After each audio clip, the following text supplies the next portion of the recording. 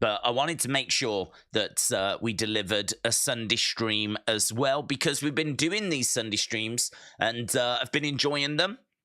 I think that they're a lot of fun. It's great to kind of get a moment just to sit down with you guys, kind of prepare ourselves for the week, talk about wrestling, kind of refocus, and have a little look at what's coming up on the next shows. So we can do that.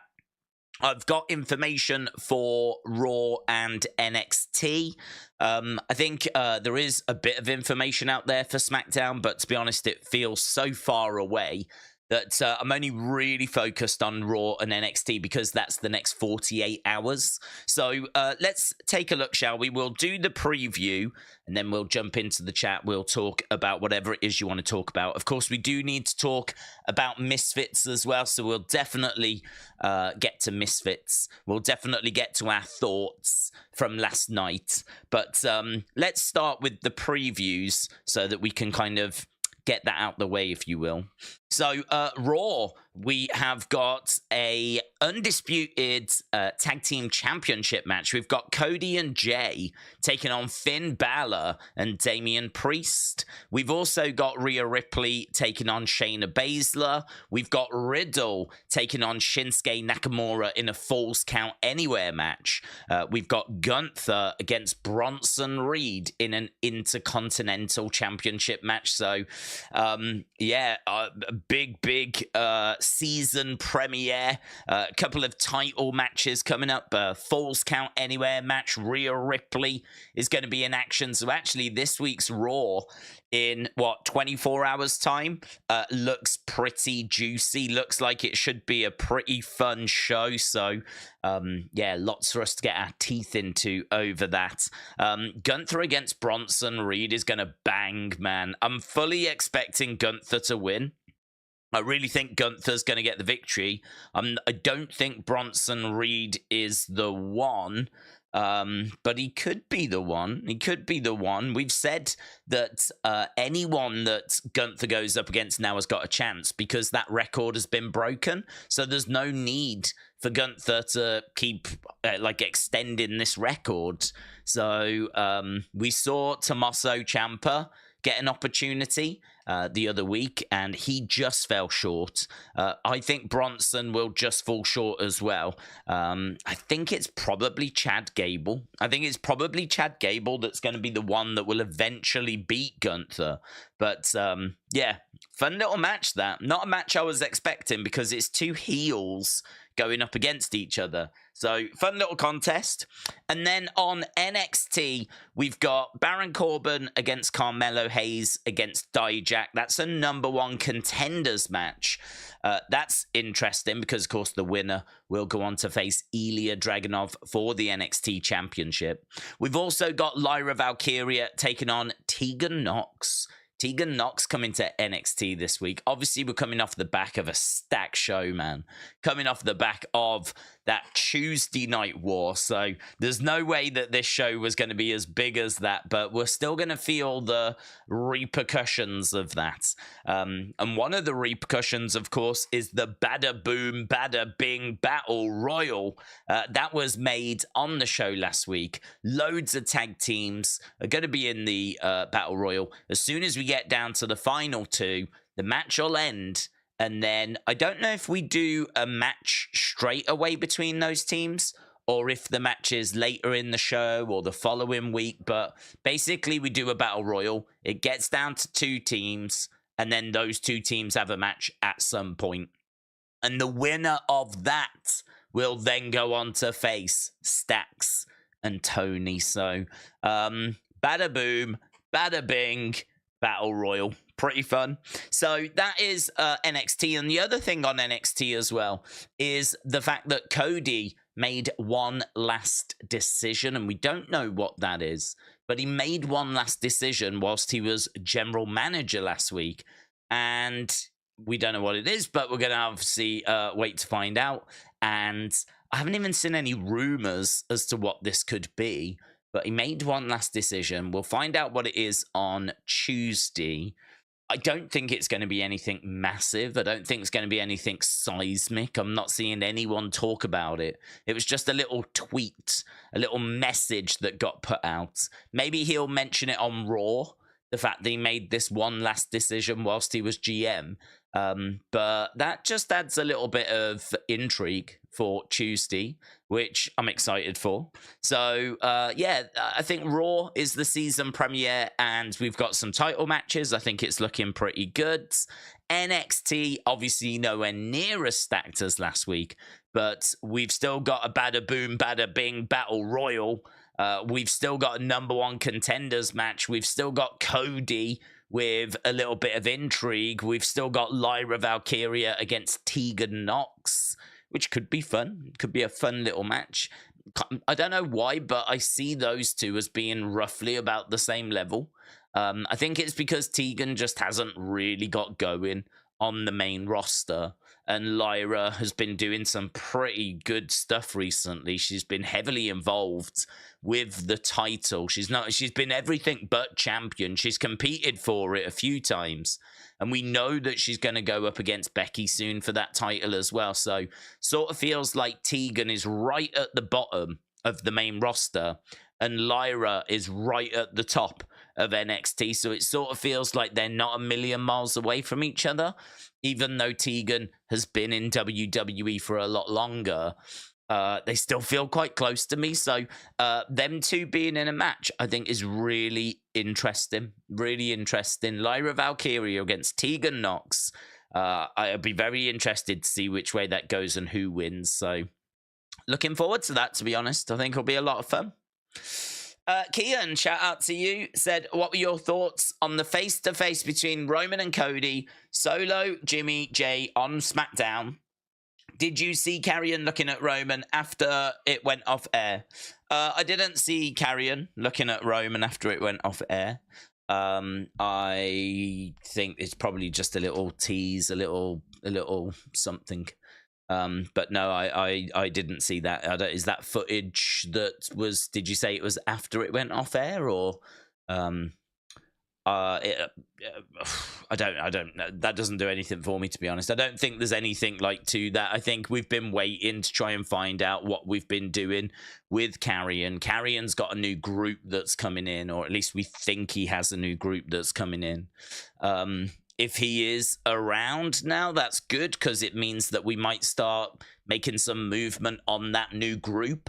But I don't think it's anything more than just a little tease, a little like Karrion's doing something now, which is good, because it's been a while since that group tease.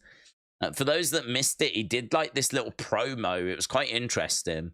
And he sort of teased that he knew he couldn't like go on his own anymore.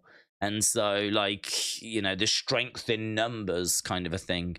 And so we've been waiting for some sort of development there. We've been waiting for ages. So I don't need him against Roman or anything like this. I'd like to develop that, if I'm being honest. So hopefully we do get something along those lines on Friday, potentially then.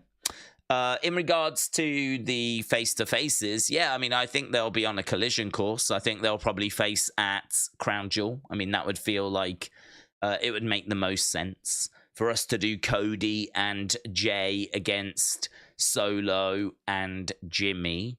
I don't think Solo and Jimmy would win that. It's hard to know which way the Bloodline story is going. There's still lots of different ways that we could go. So it's kind of hard to know which way we're going to go. But yeah, I don't think that we would put the tag titles on those two. It's still kind of hard to know how Roman feels about Jimmy, because there was a bit of tension there, and you could tell that they're not quite on the same page. I didn't feel like we massively addressed the elephant in the room. I think it might be because we've got to find the next challenger for Roman. Like, we need to find Roman's opponent for Crown Jewel. Obviously, we found that person. It's going to be LA Knight, but we didn't really have any time to kind of really get into the whole Jimmy coming back into the Bloodline after everything that had happened type stuff, you know? I think that the Bloodline story has been so good, like attention to detail. And I think that's been a big part of the story. Like the attention to detail has been so good that now that it's a little bit looser, right? Because it does feel a little bit looser than what we've seen in the past. For a few different reasons. One of them just timing. And as we said, Roman's been away, so we haven't been able to really do anything. Now he's come back, we're in a bit of a rush because we've got to find his opponent and we've got to build that up and we've got so much we need to do. Like, now that Roman's back, like every second is precious. It means that we can't tie up all the loose ends at the moment because there's too many loose ends. There's too much that's going on because Roman's been away for so long. And so it means that a few things were kind of left hanging a little bit, I felt. And we're starting to have conversations now of people saying, are you tired of the Bloodline? And people saying, like, has the Bloodline outstayed its welcome? And things along those lines. I don't think it has. I just don't think it's as strong as it was. I just think the story where it is now is not as great as where we were 12 months ago, 8 months ago. Like, I just think that kind of post WrestleMania, we've been running on fumes, and and Roman's been away. Hopefully now that he's back, we can kind of get going again, and we can really start to get somewhere. It kind of does feel like we're in the dying stages of the story. Like, I know that Paul Heyman said not that long ago that we were in, like, the third innings. Cody said we're not in the third innings anymore. It does feel like we're very much towards the end of the story. I expect the story to be done within the next 10 months, if that. I mean, potentially I would say WrestleMania, but I think it may go past that, because if we are doing Roman versus Rock at WrestleMania, I don't know that the Bloodline story will be done by then, because I don't see The Rock winning the title, because The Rock is obviously Hollywood's. He's not going to be sticking around. If he's not sticking around, then why would he have the belt? So I think that we would be looking at Cody being the one. And when's Cody going to do it? If he's not going to do it at WrestleMania, then it's got to be somewhere like SummerSlam. So in my mind, I've got SummerSlam circled in a pencil as being the place. But that's only because WrestleMania doesn't feel possible because of The Rock, unless we do Roman versus Rock night 1, Roman versus Cody night 2. But we've kind of had that discussion about, is that the right thing to book? Like, does the one thing overshadow the other thing? Is it worth risking the fact that Roman could very easily get injured on night 1 and then that completely messes up night 2? Like, it's a big gamble in it. It's a big gamble. I certainly wouldn't be interested, and they could do it, but I wouldn't be interested in Rock versus Roman versus Cody. I wouldn't be interested in that. I'm not a fan of triple threats anyway. But I just think that Rock and Roman, that to me would be quite personal. And Cody being in the match would just be in the way. Like, I feel like Cody and Roman that is a match for the title. That is Cody trying to reach the mountaintop. That is Cody trying to finish the story. That feels like it's its own match. Whereas Roman versus Rock, that feels like it's its own match as well. So putting them all together into the same ring at the same time just feels very messy to me. That doesn't strike me as something clever. That doesn't strike me as like, oh, we can have our cake and eat it. Like, we can do everything at the same time. It just really feels like everything would get in each other's way. So I certainly wouldn't be looking to do something like that. So, I mean, look, if you can do Rock versus Roman, I think you do Rock versus Roman, because it's too big. I understand the argument of like, well, this is Cody's time. We should be investing in Cody. Like, I totally get that, but that match is too big to not do it, man. That is a seriously big match, isn't it? I mean, we're talking record breaking, so I think you have to do that match. So yeah, Kian, great comment, buds. I think I haven't seen the carry and stuff, but as I said, hopefully that now means that we're going to move on his group.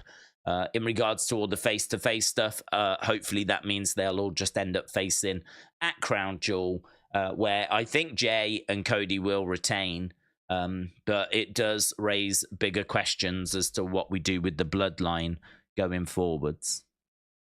Man United Hodge said, big win for Logan. Hopefully he wins the US title now. That's interesting, Man United Hodge. That has been a question. Should Logan win the United States Championship? Should he pick up that victory? Should he get the United States title? I mean, I don't see any way that he beats Rey Mysterio clean.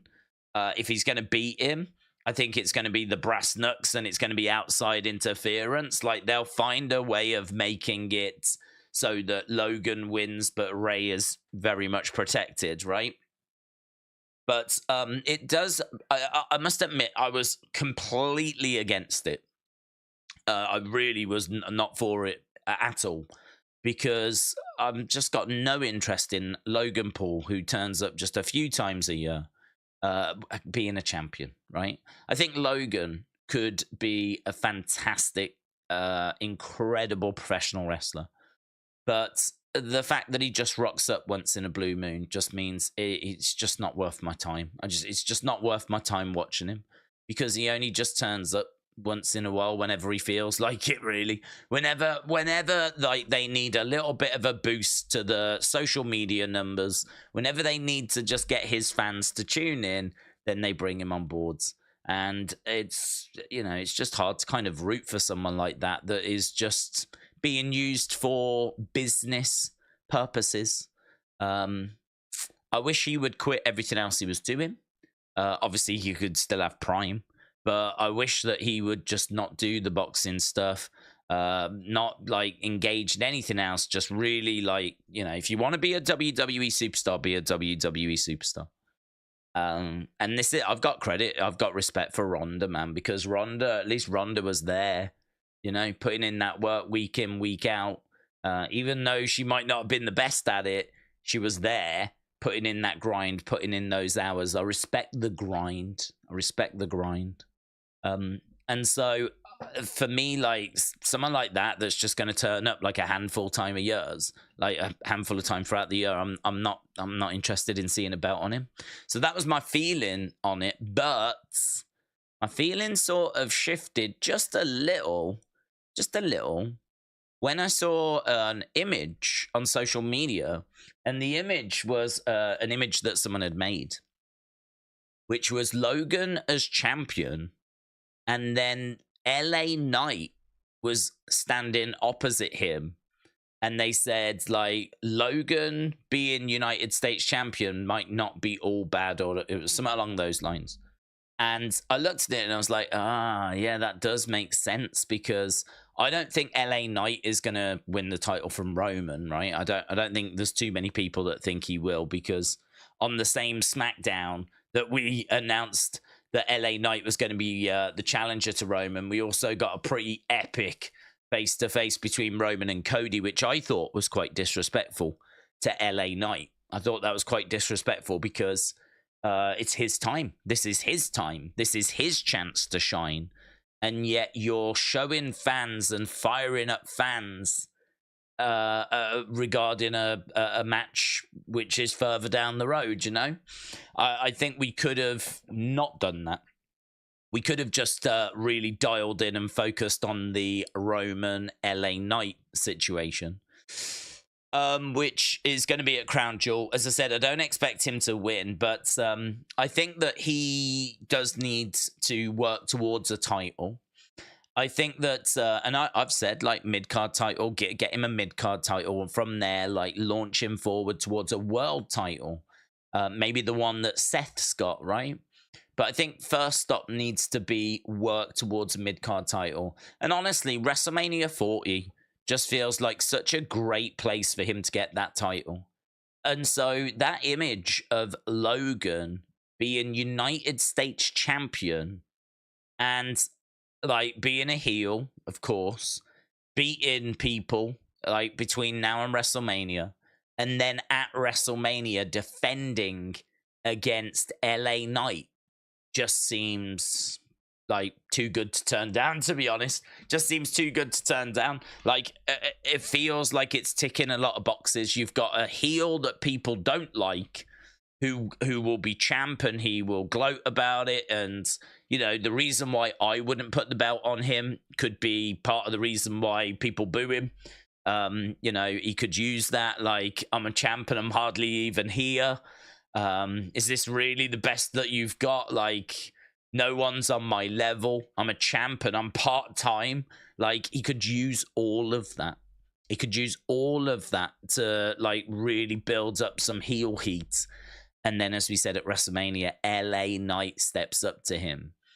And LA Knight gets that title from him at WrestleMania. And so you've got, like, a big heel, monster babyface, mid-card title. People will really want him to win a mid-card title as well. Or any title. And that'll be a feel good. I mean, it gets Logan on the WrestleMania cards. It gives LA Knight something to do on that WrestleMania cards. It'll be a big feel good moment. It's WrestleMania 40. You know, yeah, win, to be honest. So I must admit, I was not for Logan winning that title for the reasons that I just gave. But I actually think the reasons that I just gave could be used as part of a story, which would then allow LA Knight to go on and win a mid-card title. So yeah, I'm interested. I'm back on board. If it's gonna go that way, then I'd be interested in seeing that story play out. You always have an underdog, don't you? We've spoke about it. I know that Wrestle with Andy spoke about it as well. He was like, who will be that underdog? If Cody can't go after the title at WrestleMania 40 because it's going to be Rock versus Roman, well, who's going to be the underdog? Because you had Brett at WrestleMania 10, you had Benoit at WrestleMania 20, you had Daniel Bryan at WrestleMania 30, so... Where's the fan favorite? Where's the fan favorite underdog that's going to rise up and win a title at WrestleMania 40? And you know what? Maybe it's LA Knight. Maybe LA Knight's going to do it. And he'll do it against Logan. And that would be big for LA Knight because you know how popular Logan is. So Logan losing at WrestleMania 40 and losing his title after gloating about it and being like a heel and everything, and you know, having a good few months of cheating in matches or whatever it is that we do to build up that heel heat, and then LA Knight finally beats him. I really don't mind that. I really don't mind that. Not JPEG said, who would you pick as Wyatt 6 members if WWE does plan on making it a legit group? That's a good question, not JPEG. It's a really good question. We touched on this, and to be honest, I think it doesn't so matter what the members should be. I think you have to try and work out first what you do with Bo, because I think that's obviously the key piece of the puzzle. And the reason why I say that is because I think that once you know what you're doing with Bo, the other pieces kind of fall into place a lot easier. So, for example, like, is Bo going to be the leader of that group? Is Bo going to be Uncle Howdy? What's Bo trying to achieve? Like, what does Bo want to do if he is the leader of that group? So these are big questions that have to be answered first. And what I would do is I would actually have Bo. I was going to do a video on this, actually. I don't think I'll ever get a chance. So, I mean, this is a good little forum to kind of have this conversation. But I was legit going to do a video where I was going to book the Wyatt 6. And I didn't flesh it out because, as I said, that video, I don't think it'll ever come to fruition. But my plan, or what I was thinking, was I would have Bo come out as Bo. I would have him come out as Bo, and I'd have him talk honestly, because I really think that you can do storylines and you can do Uncle Howdy and all of that, but I think, what is it that people want from this, right? You've got to think, rather than giving them like an epic story and like doing like the Uncle Howdy backstory and all of that, which you can certainly dig into, but what is it that people want? And I think right now, what people want is they want to respect Bray and honor Bray, and they want, I think, the best for Bo as well. Like, if Bo's going to continue, it's going to hit different now, isn't it? Because that's Bray's brother, and we know he's just suffered a horrific loss. I mean, to lose a family member at any time is hard, but certainly a family member that's still so young, you know? And I think for him to come out and talk about Bray and thank the fans and say that he wants to continue the legacy, you have got yourself there without even trying, like, one of the biggest baby faces in the company. I mean, the idea that we would then put him behind an Uncle Howdy mask and just do a load of Uncle Howdy stuff just seems a bit wrong to me.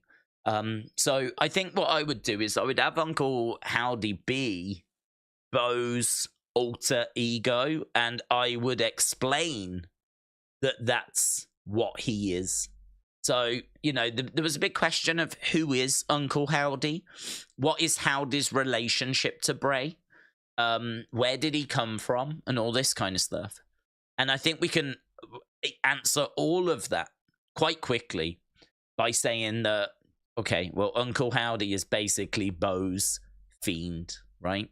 So Bray said that when he controlled his darkness, when he learned to control his darkness and channel that darkness, you know, he created the Fiend.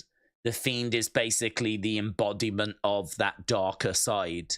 There's no reason as to why Bo can't say that he went through that same process, and what came out for him was Uncle Howdy. Uncle Howdy is his darkness. Uncle Howdy is, you know, the embodiment of everything that's that is like the darker side, right? Everything that is the stuff that you would lock away, right?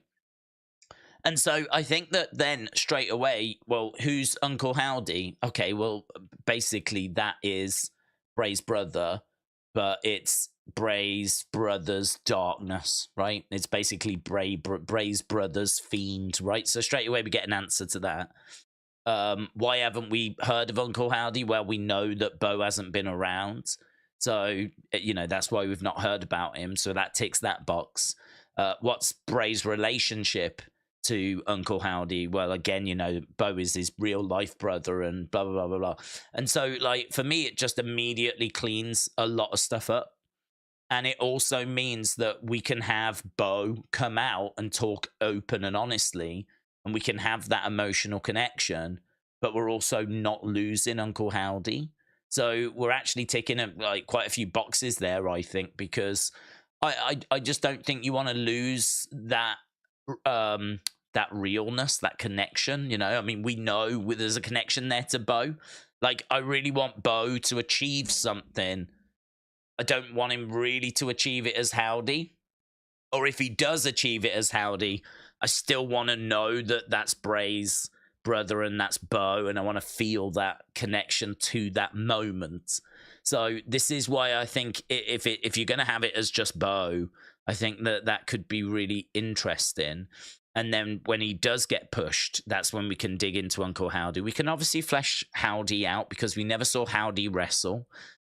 And we might want to tweak and change how he looks, his Titantron, maybe the music a little bit. Like, there might be things there that we're just not sure about, that we just want to develop, which is absolutely fine. But at least we've got a working idea that we can start to, you know, put some flesh onto. We can start to build it, right? So that to me would mean then that we could start to have Bo be Bo, in the Funhouse, and we use the Funhouse as the vehicle because I think people love the Funhouse. So why not just use that as the vehicle for Bo to get where he needs to get to? So, and where he wants to get to is he wants to win a championship, right? Or he wants, I think if you're gonna, it's got to be something that is achievable. You can't say that you want to rid the WWE of darkness or whatever, because that's never going to happen, is it, right? If you rid the WWE of darkness, really, you get rid of the WWE. WWE is conflict. And if you're going to have conflict, there's going to be darkness. So it's just not an achievable goal. So he needs an achievable goal. He needs a goal where it's like, I'm going to win this championship, right? I'm going to get the world title. I'm going to bring the world title back to the Firefly Funhouse, right? An achievable goal, which is going to be hard because I don't know about you, but I struggle to see Bo as a world champion, and he was a lot of fun down in NXT, but yeah, it's going to need a lot of work. But I do think that there's going to be a lot of goodwill behind him, and I think what you've got there is you've got an incredible story arc, and he doesn't need Roman's belt. It's just, can we find a way of getting Bo and using every tool in the box to get him to that world championship? It might take 2 years, but that's our goal, right? It might be that he tries and fails, but that is our goal. At least we've got a target. At least we've got a goal. So what we're doing is we're keeping Bo, we're keeping that emotional connection. We're answering who Uncle Howdy is. We've got a target. We know we're going to use the Funhouse for promos. So do you see what I mean? Like, we need to get that stuff sorted first before we go, okay, well, this is who I'd have in the Wyatt Six. Because what the Wyatt Six becomes then is another tool to help Bo achieve that goal. That's the Wyatt Six's purpose. Right, so I would be looking at it being a face group, right? So again, this helps us decide: is it a face? Is it a heel? You know, I would have it be a face group. I like the idea of all of them having alter egos as well. I like the idea of these people being normal and then being able to switch, so that they can go and have a darker side as well. We've spoken about, do you do it as like 3 girls, 3 guys, with Bo being one of those. The other thing that I thought as well is, do you have one of the Wyatt Six be Bray, right? Bray could be one of those 6, which I never considered before. But like, Bray being one of those 6 is such a lovely thing, because that way when you see the 5 of them lined up in a row and they're called the Wyatt Six, like, you know who the missing person is, you know who that 6th person is, and again, it's just a lovely little reminder of Bray. So I do like the idea of it being, say, 3 guys, 2 girls, and then actually the missing person is Bray. The reason why I would do 3 guys, 2 girls is because if you're going to have a faction, I don't think you can get away with just 2 guys. And I do like the idea of the 2 girls, because I do think that Elba and Isla fit into the group very well. And I think that if you're going to have this kind of darkness and whatever, like, I feel like them 2 just naturally fit into this. I know that would mean that Alexa would not be involved, because there wouldn't really be space in the group for her, because we'd be looking at Isla, Alba, then you would have Bo. We know that one of them, as we've just said, could be Bray. That only leaves 2 slots, and you're not going to give one of those slots over to another female. You're going to need 2 males to come in at that point. So I think that Alba and Isla fit in very, very well. I like the idea, actually, of Alexa not being too bogged down with this, because I think Alexa is someone that's... I mean, she was the goddess. She absolutely will want to help this group. She will be connected to this group. But I don't know that she needs to spend the next few years being in this group. I don't know that her career should now be about being in this group, if that makes sense. I think she's connected. She'll always be connected. And if they ever find themselves in need of an extra pair of hands, she will always be there to help them. But I don't think she needs to be in this, because she can go off and be the goddess again. She can go off and do, like, you know, so many different things. She's so talented that she could go back and do a moment of bliss, or she could go off and do something else. I don't know that she needs to spend the next few years of her career, 2 years, 3 years, kind of being involved in this. But yeah, absolutely, 100%. If they need some backup, they need extra support. And actually, what I like about that as well is that they will find themselves in a situation where they do need a mystery partner, or they do need an extra pair of hands. And then if Alexa comes out, it's just this great moment, and it's like, oh man, that's cool. You know, it's like she's back. And, you know, you've got like Alexa, Playground, Alexa, all that kind of stuff. Lily can come back as well, just for a short time. But it's not years and years. It's just going to be a month or two. And I kind of feel like that would work better, actually, than having her in the Wyatt Six. So I think I'd be looking at like Elba, Isla, Bo, Bray, and then really it comes down to that's a little bit better. There we go. That's better. A little bit of lag there. So yeah, hopefully we're back. So what we were saying is that we've got two positions that need to be filled. They both need to be guys. Joe Gacy is an interesting one. I think Joe Gacy, when he first comes up, could definitely be a part of this. I think he could be Bo's right-hand person, and actually eventually could turn on Bo.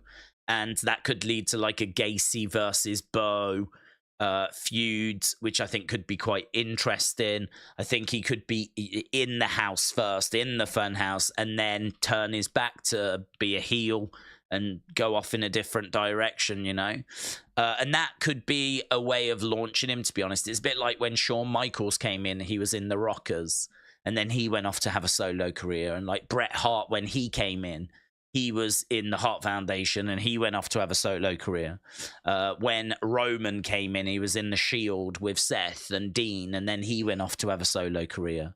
So the idea of Joe Gacy being in this wasn't an appealing one at the start, but the more I thought about it, the more we spoke about it, the more I think I could get my head around the fact that maybe he would then help contribute. It'd be a great way of introducing him to the main roster, just like it was for Braun, and then off he goes, you know, off he goes, and maybe even turns his back on Bo once Bo wins that world title. But those two being side by side, maybe having tag matches, like, you know, like really being like thick as thieves, I think that could be quite interesting. I think that those two being together, that could be an interesting dynamic. So I don't mind that.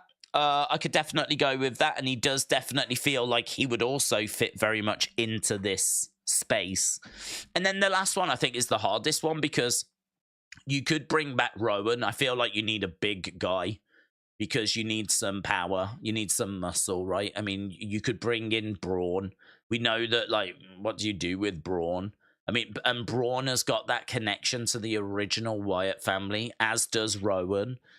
You could go in a new direction and use someone like Dijak, because, as we said, Dijak is someone that's big, and I'm not sold that we've really found the right way forward with Dijak. But another good person to have a look at would be Von Wagner. I think Von Wagner would be excellent in this world, because he is big. Not the strongest promo. I know we've kind of done a lot of work on his backstory, whatever, but to be honest, that's been down in NXT.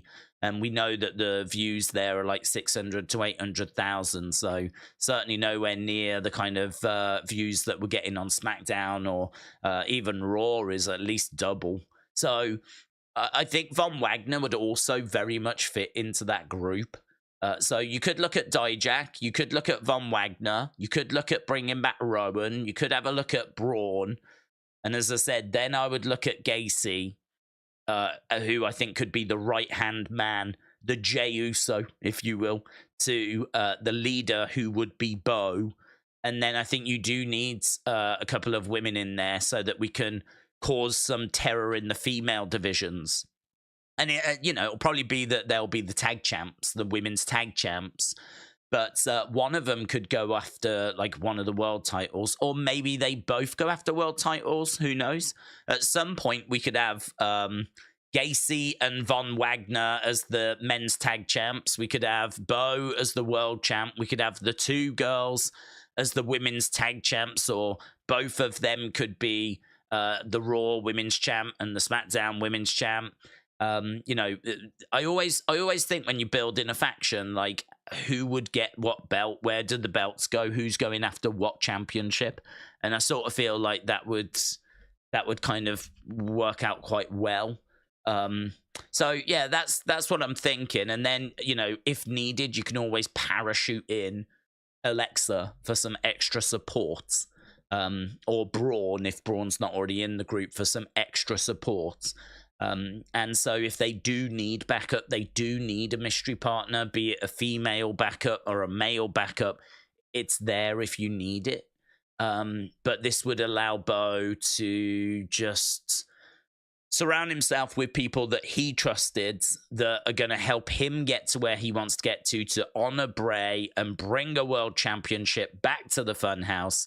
And then, you just tell that story and the little sub-stories over the next few years. So that would be the kind of thing that I would be thinking about. But as I said, I didn't get a chance to, like, flesh that out. I didn't get a chance to sit down and, like, really plan anything. But that's kind of where my thoughts were. Fun conversation. That I hope people are putting in their thoughts about that as well in the chat, because it's a good one. That is, it's a good one. As I said, I was going to do a separate video on that, but what with everything that's been going on, I just haven't had a chance.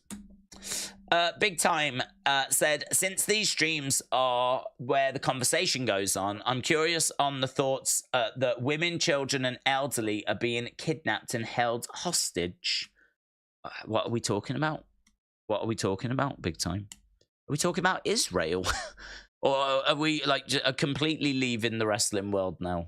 Is that what we're talking about? Trini said, I read an article about the bad effects of sex, drinking, and smoking. I've decided to stop reading. Very good. Reading's bad for you guys, remember that. Joe said, Logan putting Rey over would be crazy. Richard said, I sent you some on Twitter today about a new GM of SmackDown taking Roman's title away. Do you think it's right to take Roman's title away? Yeah, I saw the tweet. I believe it's be from a news source. I'm not even shouldn't really call them that. It's a rubbish YouTube channel, right? There are unfortunately YouTube channels that just do, like, literally fake news. They just make it up. It's clickbait. It's just designed to get you to click on the video, watch the video. That's it. Right? There's no substance behind it. There's no... If you watch the video... I mean, I've never watched those videos, but I would imagine it's like, could you imagine if this would happen? Or something along those lines, right? There are no reports. There's no reports of this happening. It's not a thing. So we've said before, just be really... Make sure that you get your news from sources that are proven in the past to be accurate, correct, like, they're good sources, right? That it's important that people have that reminder, right? If you see a post that says something that is news about WWE and something that you've not seen anywhere else, try and find the source of it. Like, read the post, where did they say they got it from, right? And if they say Fightful, go to Fightful and see if it's there, right? Is it an extra piece of work? Yes, but if you can't find it, then you know that what you've just dealt with is fake news. Because there are a lot of people now that not only put out fake news, but they will also say, as per Pro Wrestling Insider, as per Fightful, right? You have to forgive me, my voice is struggling. Yeah, so there will be people that will put fake like news sources, right? But if you actually went there, it wouldn't say anything. It wouldn't be there.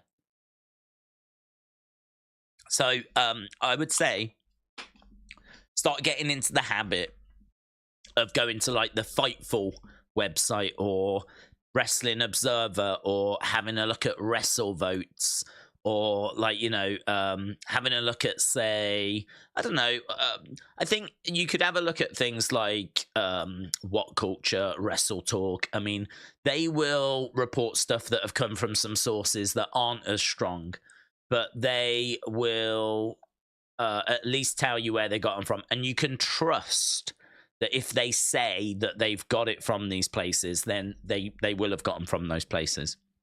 Because they've got a reputation to uphold. If they, just like me, I mean, I can't sit here and just make stuff up. If I put a video out about some news and I say that this has come from a source, it's come from that source, right? And I'll only deal with sources that I trust. Otherwise, you ain't going to hear about it from me, because I'm not interested in fake news. My credibility would be gone. I've got none anyway, right? What little credibility I have left would be gone if I was to just like start making stuff up, or just start reporting what I see from these like TikTok accounts, the Instagram accounts, like whatever. So build up like certain places that you get news from that you trust, that have proven to be correct in the past. You're always going to have little mistakes. I mean, that's not a problem, right? Someone reporting something and then plans change, like that happens all the time, right? I'm not so worried about that. At least that's come from like a genuine place. But where it becomes a problem is where you've got people just outright making stuff up, just outright lying, outright just trying to clickbait. That's it. Just trying to clickbait, just trying to get you to click on it. And the news is just completely made up. So yeah, try and get into the habit of that, because if you do care about like real news, proper news, like real wrestling conversation, then knowing where to get like the good information from is important. But my source is always been squirrels in trees, says William. Very good. Always get more than one source about anything you pass on. Don't look like an idiot in conversations. Yeah, it's hard. I mean, to be honest, the world doesn't make it easy. I mean, look at Twitter and X.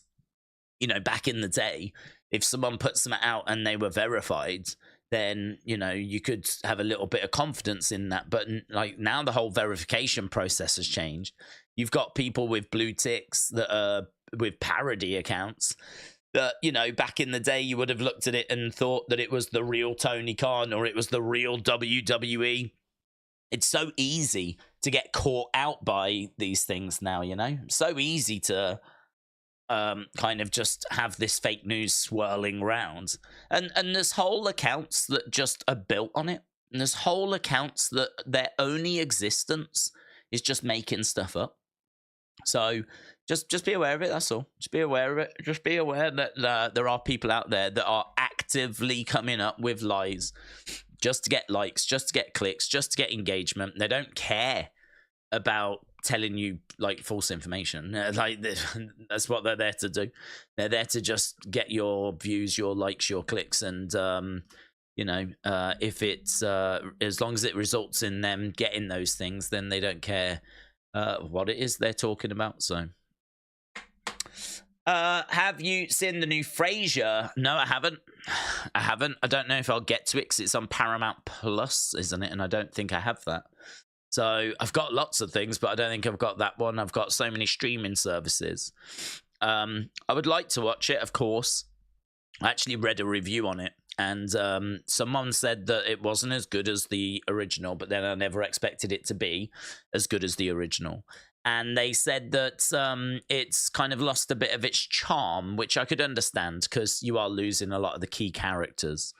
But then I've seen people saying that it's not funny and it's trash. But then I've seen others saying it's still written all right. Like, it's still got something about it. I haven't seen anyone say that it's anywhere near as good as the old one, but of course it wouldn't be. But I wouldn't go in with that as the expectation.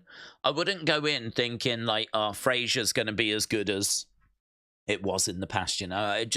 I think, to be honest, I would watch it because I so love Frasier that I just really want to see how his story continues.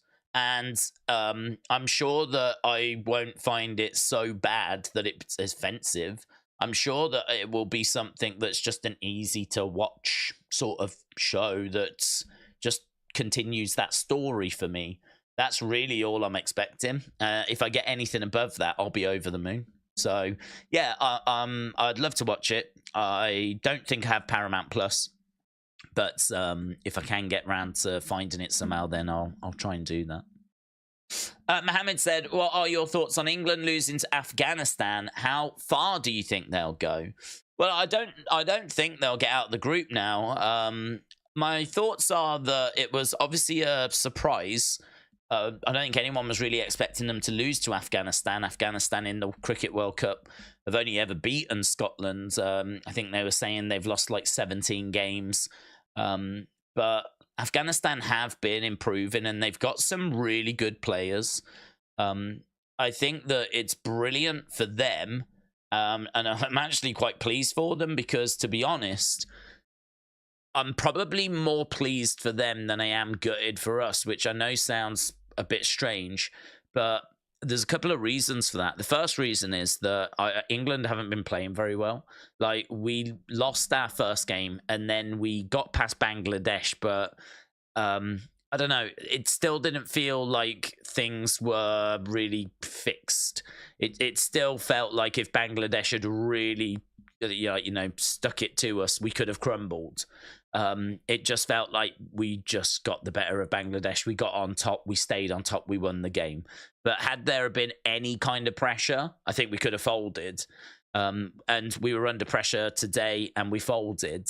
And I can't see any way that we're going to make it out the group now because we're going to have to really go on a run. But there's a couple of reasons why I don't mind. First of all, we won the World Cup last time.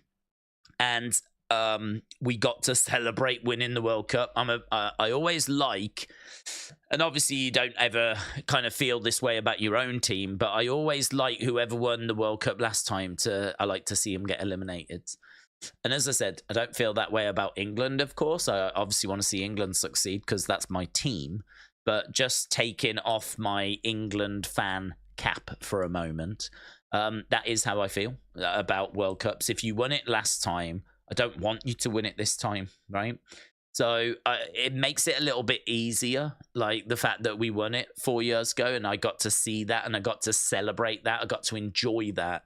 It makes it a little bit easier us struggling this time. Like, if it was a case that we'd been building up to this and it's like now or never, like, oh my God, maybe this is the year. But we didn't have any of that. I feel like we've done the Ashes. We came out the Ashes, went into the 100. We came out the 100 and then it's like time for the World Cup. Like, there hasn't been that, oh my God, World Cup's coming. Can we do it? That just hasn't been a thing for us. So I feel like the World Cup is, I don't want to say an afterthought this year because that is obviously very disrespectful and not really true because I was excited for it and I'm still excited for it. But it hasn't been the be all and end all. And I think the reason for that is because we won it 4 years ago. We won it 4 years ago. And I think we've kind of had other things that we've been looking at, like the Ashes, like winning the Ashes, which we didn't win, but at least we drew the series. That to me was more important. If you said to me this summer, would you rather win the World Cup or would you rather win the Ashes? I would much rather win the Ashes because we did the World Cup 4 years ago. So that made the pain a little bit easier, And as well, I just think that cricket is not in the best of health. Like, we're seeing, like, West Indies really struggling. We're seeing a lot of teams around the world that are just... Look at the attendances at the World Cup as well. Like, they haven't been brilliant.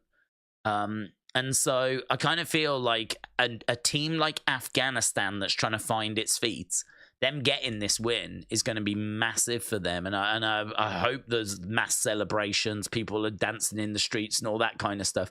I hope all of that stuff's happening, because that surely is going to have a much bigger impact on the future of cricket than if England had just won today. So, yeah, of course I'd rather England win. Of course I want England to win the World Cup. But I'm not sat here, like, riddled in pain. Like, it took me about all of 10 minutes and I was over it. And I think those are the reasons why. So, but for them to get past Australia and India and Pakistan and all these teams now, I think it's going to be a big ask. So, yeah, probably looking good for, probably looking good for India. But I don't know, New Zealand, man, they're putting together a good little run here. New Zealand, they might be the team that I get behind if England go out now, because I don't think they've ever won the World Cup, and so I always like to see, as I said, if you won it last time, I think you got a chance to celebrate, so out you go. And if you never won it, then I'm right there with you. I'd love to see you do that, because again, that's just great for the game, and it gives those fans something to celebrate. So, yep, those are my thoughts on today. Serious Gaming said, do you think Rowan and Braun could be the Sheeps? The Sheeps. What do you mean? What do you mean, the Sheeps? Could they go back to being, like, the white sheep and the black sheep? They could do. I mean, I don't know that we're bringing Rowan back. I mean, we could. It would be a nice connection to the past. I don't know that we need to do that.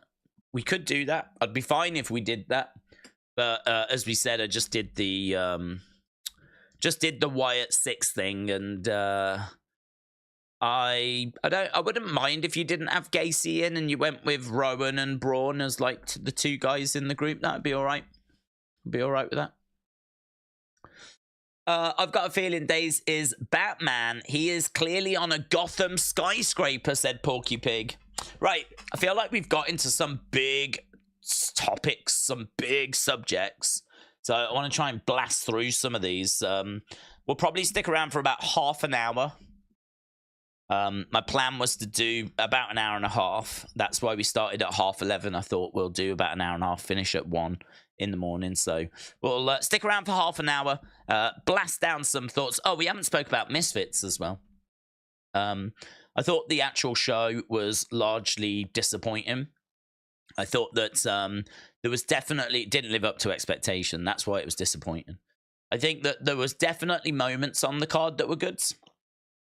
Definitely fights like Dean the Great against Wallid Sharks. I mean, a lot of people have been saying that the card was really embarrassing and everything. I think the last two fights certainly let it down. I think Logan's fight and KSI's fight, it wasn't Logan's fault. I think Logan came up to box. I think he was there to actually put on a fight, but Dillon Danis was a disgrace, and that fight was a disgrace as a result.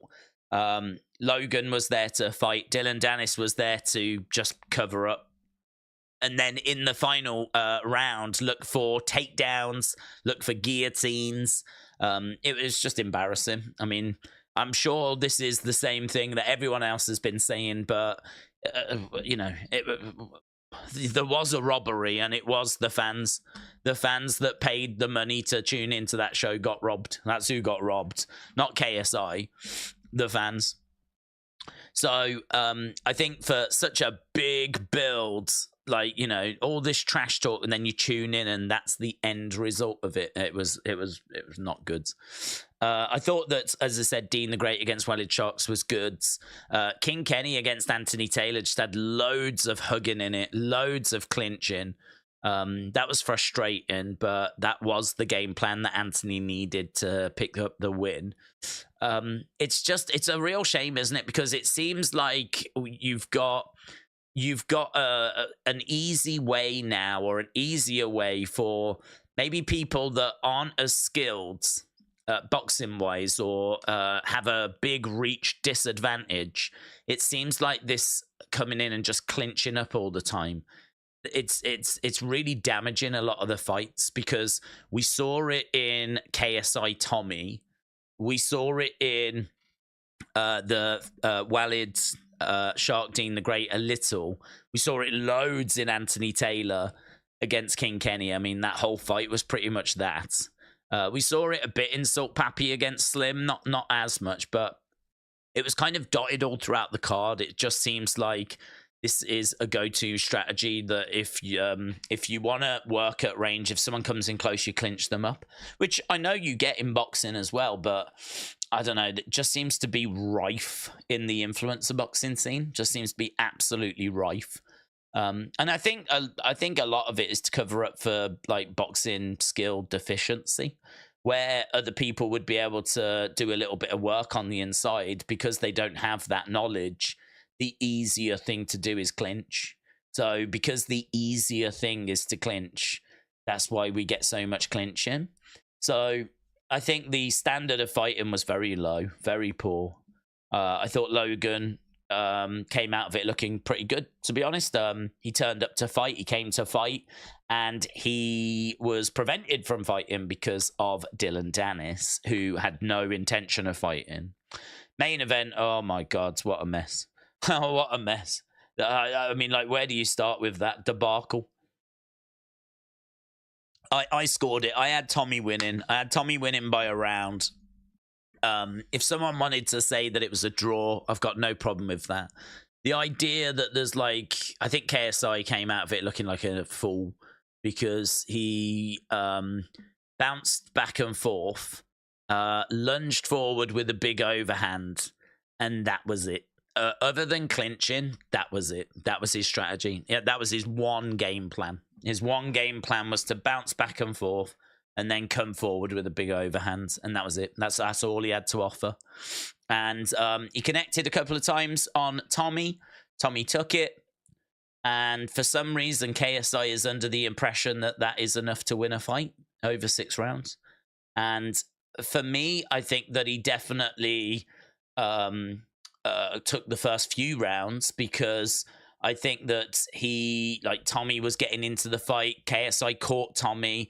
I think we looked at it and we were like, well, Tommy couldn't really get anything going. KSI did catch him.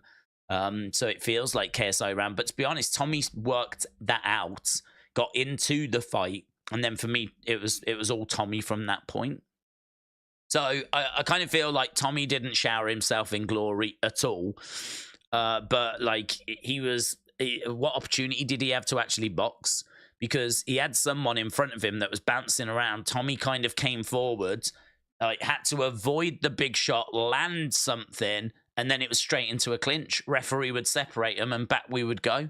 I mean, we must have seen that process play out like 30, 40 times. That was the fight. That was the fight. That's what happens. So, Tommy just didn't get any time to like put some stuff together, just didn't get an opportunity to box. KSI was clever because he took the ability to box away from the boxer, right? So it's clever, but it didn't make for a good watch, and certainly didn't make for any kind of grounds to say that someone was robbed, right? It was one of those where, because of the point deduction and the shots to the back of the head by Tommy, you can certainly make an argument for a draw, but you'd be talking about a point. It's a point. Like, you're talking about the difference is 1 point in a fight where neither guy showered themselves in any glory or really did anything that I think deserved them winning the fight. The reason that Tommy would get it is, for me, he won rounds 3, 4, 5, 6, and KSI run rounds 1, 2, and the point deduction makes it 4 rounds to 3. Tommy just edges it. But when I say just edges it, had it been a draw, I would have gone, yeah, fine, no problem. No problem. I mean, like, there was nothing in it. What I just explained is what happened. The idea then that KSI like throws his toys out the pram, starts crying about it, starts getting upset, starts, you know, then we were hearing like that he only landed 12 shots and all this kind of stuff. And KSI, you know, there was this big thing at the end of the broadcast, like he only landed 12 shots. And even KSI was like, how many jabs did you land? And like, you didn't land anything on me. Like, how could you win, bro? And all this kind of stuff. And when they put the numbers on screen, like, that was not true. Like, it was 39 shots to 38 in favor of Tommy. Tommy had thrown 150 shots compared to KSI's 120. So actually the volume, even though it all didn't land, was with Tommy. Tommy did land one more shot, right? Obviously, we didn't have the round-by-round breakdown, right? Which would have been interesting to have seen. So, you know, you could look at that and say, draw. But when you're dealing with a fight where it's so close and there's really not loads to judge it on, just a point here or a point there. I mean, it's nothing in boxing, is it? It's nothing. A point is nothing. Like, you could look at a round and someone could go, oh, I think that's Tommy. Or someone else could look at it and go, I think it was KSI. And that would be the difference. That one round, whatever round that was, could be the difference between you getting a draw or losing, right? Bottom line is, KSI, I think, needed to finish that fight. And I think he tried to finish the fight by throwing that big overhand. It didn't work for him. He didn't get the finish. Right? He didn't even come close to a finish. And it went to the judges. And to be honest, as I said, I scored it. I had it 4 rounds to 2.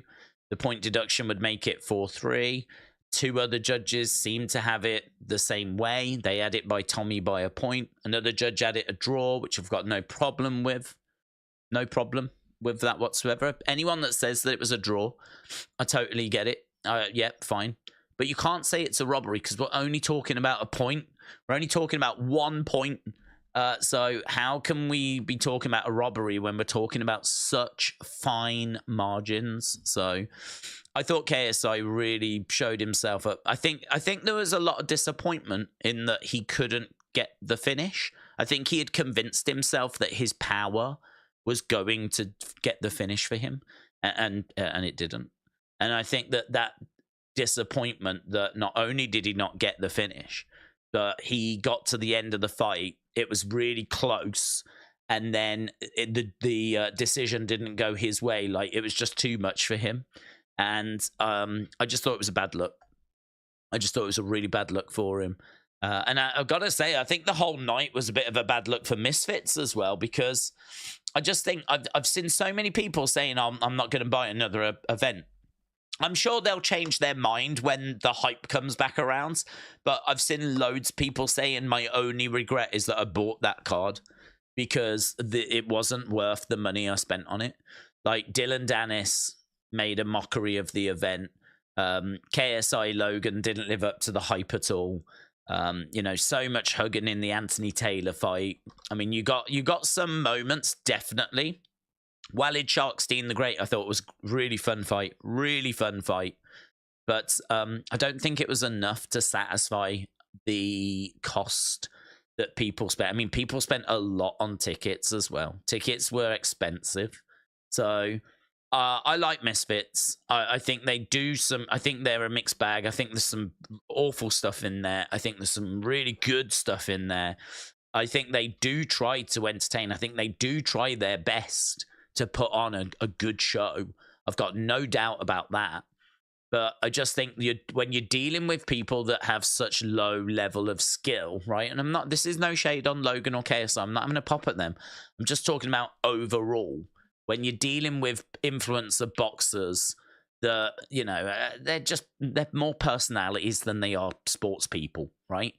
When you're dealing with low level, like, the build's going to be good. The hype's going to be good. The trash talk's going to be good. It's going to get attention, right? People are going to want to see the fights. But at some point, the bell is going to ring, right? And when the bell rings, that's when this thing gets shown up. And there was a lot of that on this card. I mean, this card was just built to the gills, like hyped to the gills. And then the bell rang. And that's where a lot of these fights fell down. So, yeah, for me, I mean, I enjoyed watching the event because it was hype and we were building to the next big fight, and everything I said was true. It was like one of the best looking cards. The build had been incredible. The world was watching. I mean, from a hype promotion point of view, 10 out of 10. Absolutely brilliant, right? So in that regard, brilliant, but it's just the show couldn't live up to the builds. And I think, you know, maybe as we continue, it will get stronger, it will get better, and, you know, maybe eventually it will start living up to the builds. But I've got to say, a bad night for quite a few people last night, I think. Yeah, I would say Dillon Danis especially. But I didn't think KSI showered himself in glory. I don't think Tommy came out of it looking very good either, to be honest. And I think the whole Misfits promotion as well just will have had a big number, would have been a lot of pay-per-view buys, but how many of those people that bought it were satisfied and are going to return next time? Don't know. You know what hype's like, though? Then as soon as the next thing gets built up, they'll be back. They'll be back. So I certainly wouldn't worry about it, but yeah, I think that's definitely something that is a slight concern. Richard said Logan and Rey could be a really good match for the US title, but Logan would fall short. So after he beat Dillon, he called out Rey Mysterio. And we have already spoken on that, about the fact that I think him against Rey would be pretty fun. I'd be down for it because I think that he could then drop the title to LA Knight further down the road. It's crazy for me to say I'd be down for it because that is something which I didn't think I would say. Because I didn't have any interest in seeing Logan as a champion just because, you know, he's part-time. I don't mind someone like Brock being part-time or Roman being part-time or Cena being part-time and like winning a belt because they've paid their dues, you know? I mean, like Brock had a run in the early 2000s, obviously came back and ended the streak, and think of everything that he's done in WWE. Like now he's part-time at this stage in his career, but you can't ignore what he's done previous. Logan has never had a run, you know? He's just had a series of matches. I mean, I think he's still only had about 5 matches in his WWE career. I'm pretty sure his 3rd match was the one against Roman. Didn't he? Or maybe that was his 4th. I mean, he had the tag match, he had the Miz match.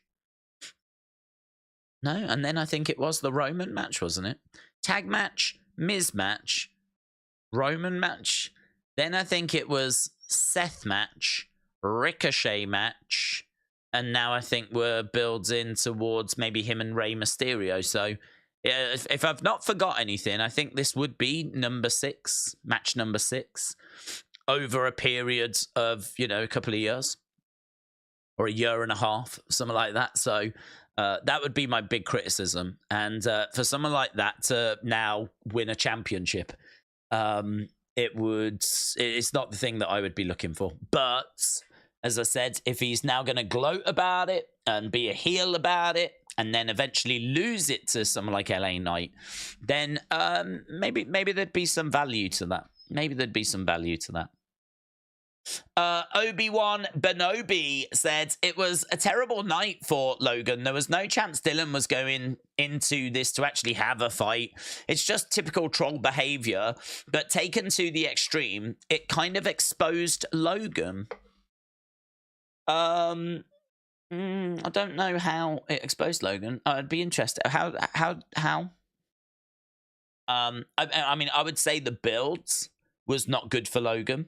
Because I think Logan was definitely pushed beyond limits that he was like willing to go to, and that's unusual because it's normally the Paul brothers that are doing the pushing. But yeah, he got pushed, didn't he? I mean, like all the stuff with his misses and everything. And also, we said because of the fact that he has got responsibilities now, I don't think he could push back in a similar fashion, you know? He had to be very careful with how he responded. think he's starting to find out that if you are a WWE superstar signed to a WWE contract, you obviously represent their brand at all times. So you have to be very careful about what you're saying and what you're doing, because that reflects on WWE. And same with Prime. You know, you are an ambassador for Prime. If you're going to overstep that line and try and match what Dillon's doing, you are running the risk of sabotaging your own company. So, you know, Dillon took it to an extreme, and an extreme that Logan couldn't follow. So I think Logan was in a bad situation. He had to get more creative. And I thought some of the stuff that he did was actually quite good in the build, but it was still nothing compared to what Dillon was doing. And he couldn't go to that level. But there's a lot of people that think that Dillon went too far anyway, and Logan shouldn't have gone to that level. So, you know, maybe all of these commitments actually helped Logan from doing so much really stupid, because we know he's capable of doing really stupid things. So maybe like all of this stuff is helping him be an adult now, you know. But it definitely was a challenging build towards the fight for him. And I think that he turns up, and I thought that he gave it a go. I don't think in that fight he looked like an idiot, because he was there to fight. But Dillon was just messing around. But I've no doubt that if they were to have a proper fight, Logan would have won it. I've no doubt about that. Off Tom said, I think Undertaker versus Tommy Fury in a boxing match. Taker is known to be the best striker in the world, meaning it would be a good fight. Austin, Texas is an art town. It's new age, lots of weird dreamer types. Everyone smiles and ignores everything you say. It is odd, says William. Porky Pig said, Daze with glasses looks like a young Santa Claus. Now we're talking. Jake Football Clips said, excluding Cody, who would you have dethrone Roman? Sammy. I love Sammy. Sammy, I think, deserved more from the Bloodline story. I think what he got was good in the end. You know, main event in WrestleMania is a hell of a prize. Winning tag titles, not so much. Because it doesn't really feel like it's that difficult to win the tag titles. I feel like if you're a tag team that's got a little bit of momentum, you'll probably get them at some point. So winning the tag titles, yeah, not so much. But the bigger prize of main event in night one of WrestleMania, that's pretty good, isn't it? That's pretty good. But I think that he's someone that I loved watching down in NXT. He's someone that I've been waiting for them to do more with. I suppose in a way very similar to Shinsuke. Very, very similar to Shinsuke. You know, Shinsuke is someone that's very credible, former IWGP champ. And you look at him and you're like, man, there is a star there. And we just have never been able to show it. And so I think that it's great that both of them have actually, under Triple H, had a chance to shine. But, like, for me now, Sammy, what do you do with him? I mean, I don't want Sammy to go and just bob around now. For me, he's a star. He's someone that, you know, has shown that if you can give him a story for him to get his teeth into, he can shine. And I think what with the backstory of the Bloodline and all of that, I think that Sammy is the one I would want. Jay, to me, I just don't feel it with Jay. I know there's a lot of people that do. I know there's a lot of people that are into the main event Jey Uso thing, but I still see Jay as one half of the Usos. I don't see Jay as a singles guy. I know he's had some singles matches, but I just see him as, for the longest time, he's been one half of the Usos. And you're going to have to do some serious work for me to see Jay as the guy that beats Roman, right? I mean, he could do it, but I think he would lose that title quite quickly. But if I'm going to be brutally honest, I think if Sammy was to do it, he would lose that title quite quickly, because I don't think Sammy is the face of the company, and I certainly don't think Jay is either. If you want someone that's the next face, like, you're looking at a Cody, right? You're looking at maybe a Bron Breakker, maybe, but I don't think he is the next face of the company. I don't think he's the next John Cena. I don't, maybe Bron could go on to be the next Randy Orton, right? Like, maybe he could go on to be like the next monster heel that is going to be like the thorn in the side of the next big baby face. But I don't know that I can see Bron Breakker being the next Stone Cold. He just doesn't seem to have it to me. Maybe he'll get it. Maybe he'll develop it. Perhaps he's still in his ringmaster phase, right? But whenever it's his segment, I don't get like crazy excited. I'm not like, oh, let's go, man. It's Bron Breakker. I don't watch his matches and think, oh my God, that was 5 stars. I don't listen to his promos and think, oh my God, that's incredible. I even looked at him standing opposite Undertaker, and he looked small. When they were head to head, like face to face, like Bron was small. And I was like, I know, like, Brett was small and Shawn was small, but maybe he could go on, but I don't think he's as technically gifted as them anyway, right? I don't think he's got anywhere near as, I don't think he's anywhere near as great in the ring as either of those two. Maybe he could go on to achieve that and, like, be great in the ring and develop his promo skills and whatever. But as of right now, I'm really struggling to see him being the next face of the company. I still look at Austin Theory, but you can say the same thing about him. His promos are really flat as well. I think that he's had a really bad 12, 16 months. I mean, when he was with Vince and the golden egg and all of that stuff, you can say it was cringe, but it felt like, okay, he is the next guy. Like, for Vince to put you over, for Vince to say, this is my guy, like, that's big. That is big. Vince is saying, this is the one that I think's the next one.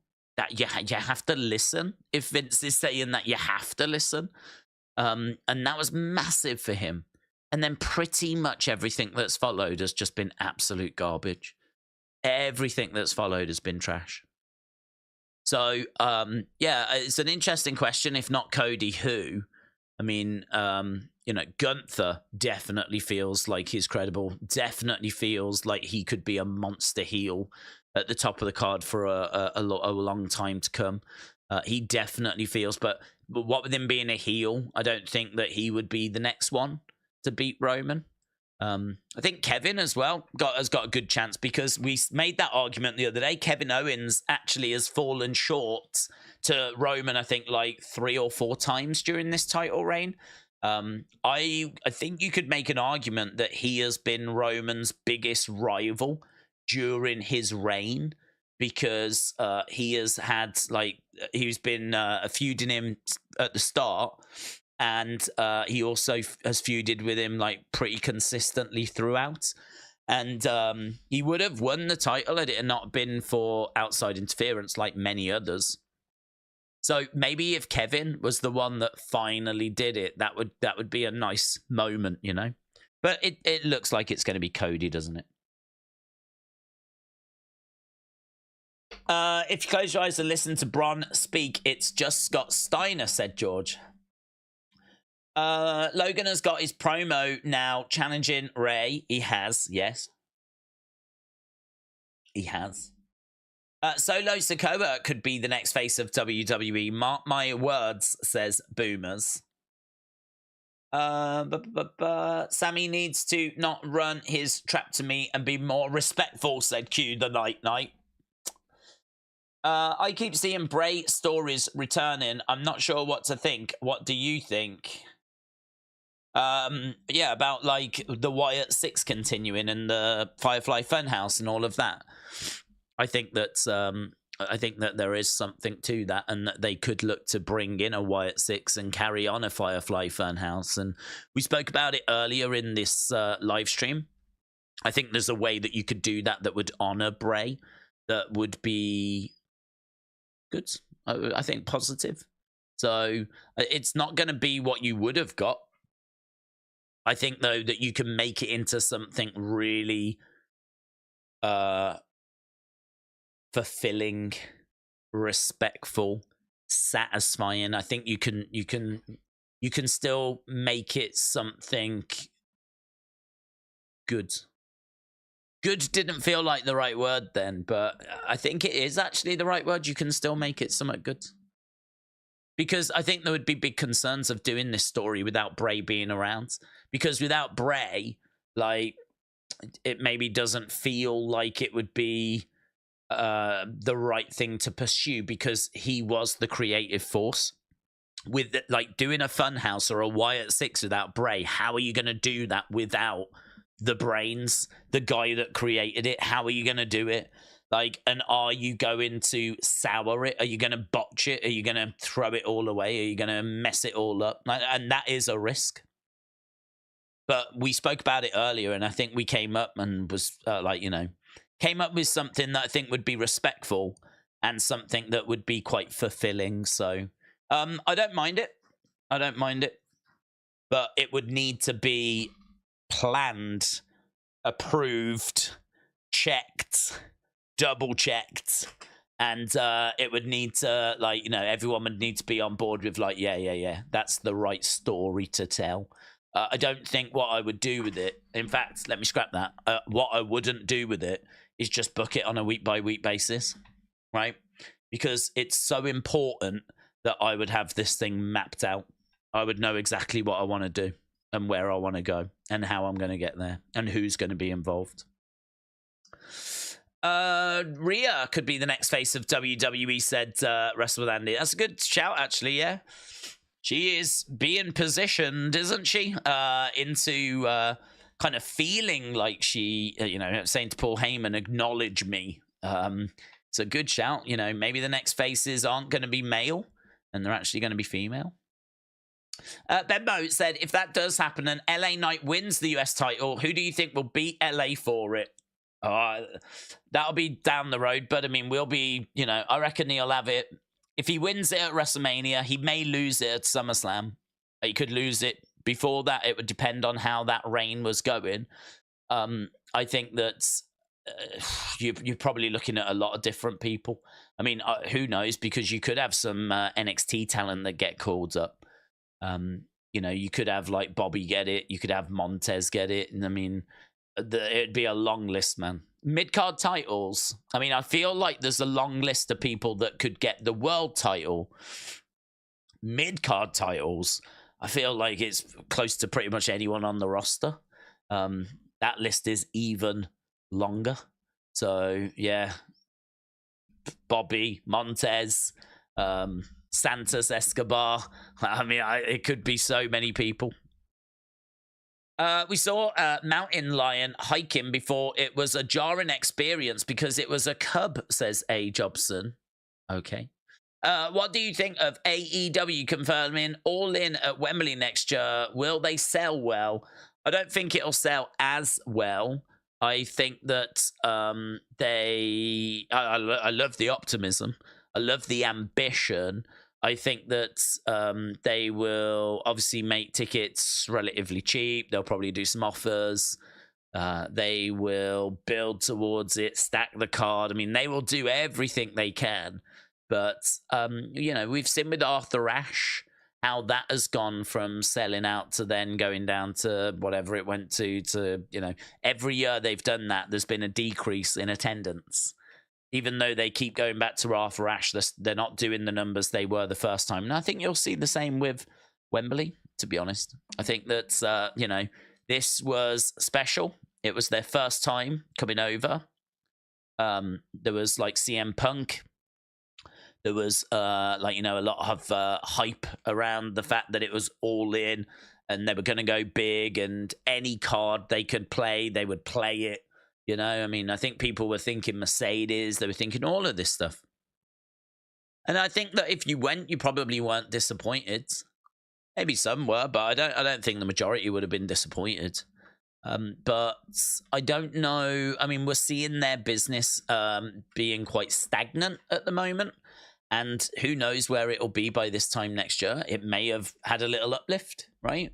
It may have stayed flat, or it might even decrease. Like, it's really hard to know, isn't it? But just looking at attendances right now and looking at Arthur Ashe as an example of them booking a big space and then returning to that big space, if we use that as a barometer, then I think we can say that chances are Wembley will not do the same numbers that it did this year, and that it will see a decrease. How big that decrease is, don't know.